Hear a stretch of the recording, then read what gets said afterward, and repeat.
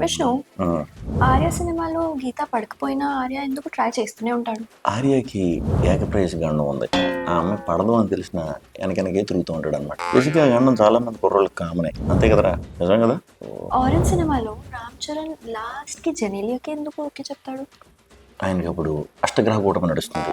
అప్పుడు కనుక చెప్పలేదు అనుకో, మళ్ళీ 400 సంవత్సరాల తర్వాత పుట్టి చేజింగ్లు గీజింగ్లు ఇవన్నీ ఎందుకని చెప్పి ఓకే చేసాడు.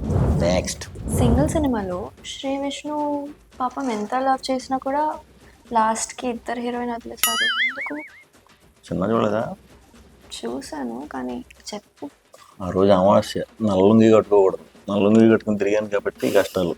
నిన్ను కోరి సినిమాలో పల్లవికి ఉమామహేశ్వరరావుకి పెళ్ళి ఎందుకు అవ్వలేదు? పాపం ట్రూ లవ్ కదా. న్యూమరాలజీ ప్రకారం మనోడి పేరు ఉమా, యుఎంఏ. యుఎంఏ అని కాకుండా యుఎంఏఏ అని పెట్టుంటే గ్యారంటీ కనెక్ట్ అయిపోయారు. 27th ఫెబ్కి వచ్చే విష్ణు విన్యాసంలో విష్ణు తను లవ్ చేసిన అమ్మాయికి వేరే అబ్బాయితో పెళ్లి చేస్తాడా? విష్ణు, నీకు తెలిసిన వాళ్ళల్లో ఎవరినైనా ఒక అబ్బాయినిచ్చి నాకు పెళ్లి చేస్తావా? దాని గురించే కదా మనం 2 గంటల సినిమా తీసాం. నీకు చెప్పేస్తారండి ఇంకన్నీ.